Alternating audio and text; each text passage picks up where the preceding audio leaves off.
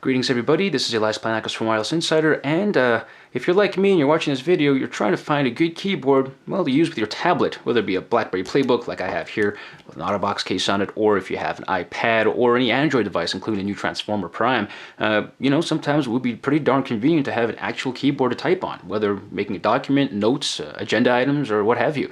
So yeah, one great device I did come across was the Microsoft Mobile Keyboard 6000. By taking a look at the picture, you can see it better over here. It's two pieces, keyboard and a number pad.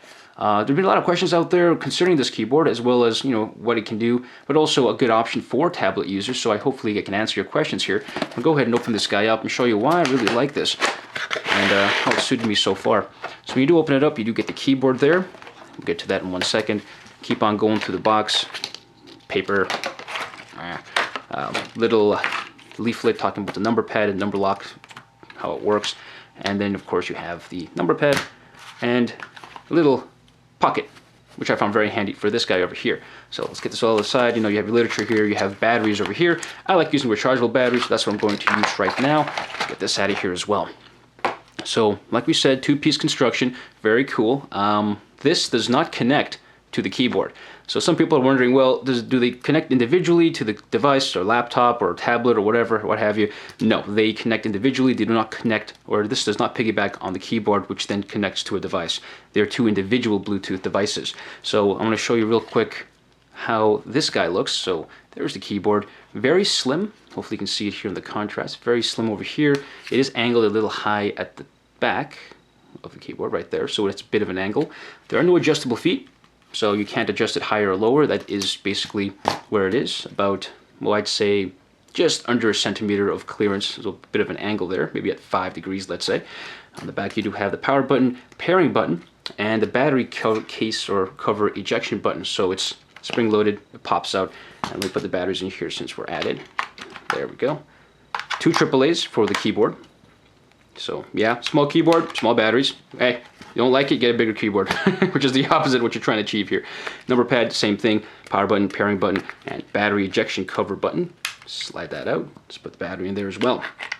Now since these have been paired before, it's not going to do exactly, I'll tell you exactly what it's going to do now though. This is angled as well, rubber feet just like the keyboard, and very simple. At the top of both devices you'll see an LED indicator for the battery, also the pairing mode indicator. You'll see that in a sec. But one thing I did appreciate about this combination is the keyboard, despite it being angled or curved, full enter, full shift, full left shift, you know, standard layout except for this curved design. On that note, what I did notice when using this keyboard, if it's not right in front of you, because this is designed to be directly in front of the user, it is a little tricky to use it on an angle because the buttons do get a little smushed as the keyboard begins to curve. When it's in front of me, I've never had a problem. So yeah, so let's go ahead and show you how this is going to work. I'm just going to use my Playbook as an example here. Let's get this guy on, and first things first, let's get this guy into pairing mode. Well, you do that, when you do turn this device on for the first time, it'll automatically do the green light to show you it's turning on, and then the police lights, like I like to call it, or a disco party. It does the red and blue color alternating between the two colors. Well, I won't do it this time because I've used it before. So I'm just going to hold down the pairing button back here. It's recessed, so I'll push a little hard. And you should see the police lights go on. Let's see. Holding down. There we go. Oh, in this case it's red and green. When it does that, it's ready to be paired. So now I'm just going to go to my Bluetooth menu, in this case using the Playbook. This keyboard will work with other Android devices as well as iOS devices, so the iPad is included. Add a new device. Let's search for it. Don't know if you can see what I'm seeing here, so I'm just going to tinker around with this camcorder. Let's see if I can figure this out. There we go. Peripheral, and it should correct the name soon. No? Okay, it should say, there it is, Microsoft Bluetooth Mobile Keyboard. Keyboard. The RD is cut off. Let's select it. Now it says, enter this number into the keyboard. Pretty cool. So on the keyboard itself, you have to type. So let's go ahead here. Yeah, I think I got that. There we go. And type in this case, 138472, and then press enter. And you'll notice the LED will stop blinking when it's paired. There you go. Connected successfully. Great. That's the easy part. Here's where it gets tricky. BlackBerry Playbook users, you're in luck. For some darn reason, despite the bad criticism this device has received, it can connect a lot of devices via Bluetooth, including 2 Bluetooth and including Bridge. So if you are using Bridge with your Playbook, it will work with both of these devices. Let me do the same thing with this. Depending on the tablet you have, I don't know if you can connect more than one of these devices at the same time. I know for sure on the Playbook you can, and on using just one device like the keyboard, you will be able to as well. But using both of these on one Bluetooth connection, I don't know if all devices can do that. So I want to do the same thing. I want to hold this down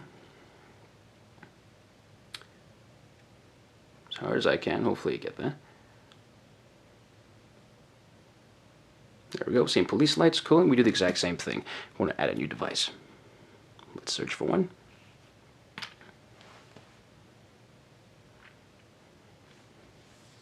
Okay, same thing. It says peripheral. Now it says Microsoft Bluetooth number pad. Cool. Let's choose that. Waiting for the pad.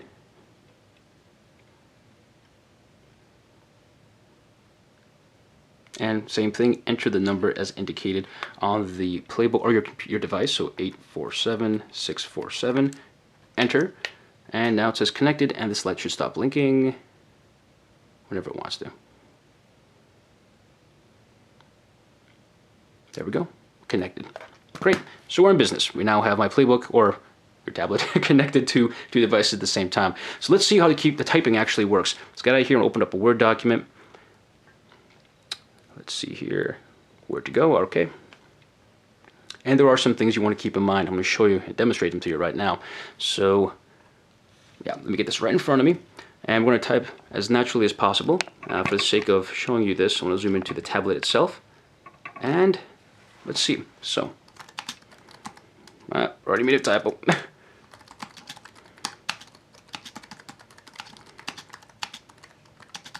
Whatever.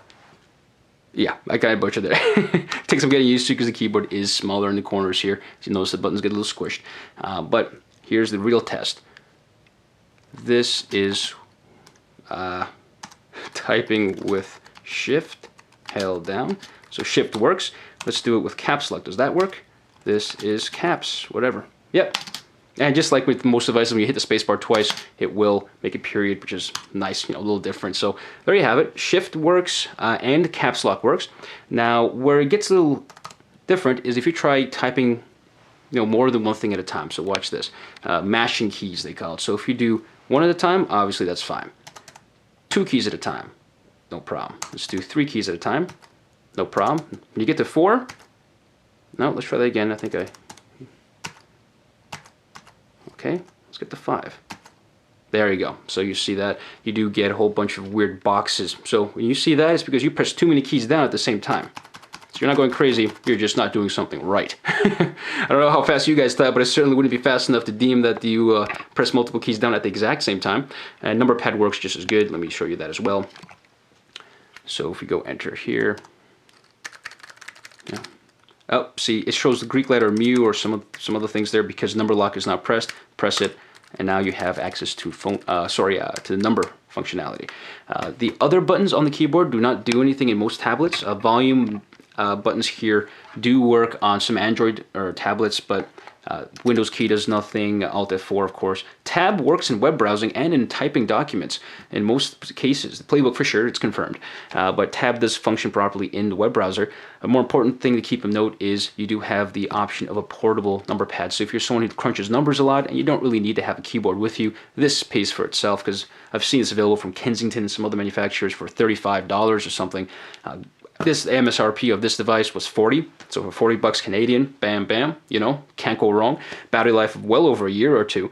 As long as your device supports multiple Bluetooth connections, it should be able to run both devices. If not, then the keyboard speaks for itself. And the slim design, you'll be able to do what you want it to do and use it with your tablet. So hopefully you guys found this video informative. If you have any questions, leave it in the section below this video. Again, this is Elias Plianakis from Wireless Insider, and I'll see you guys in the next video. Take care.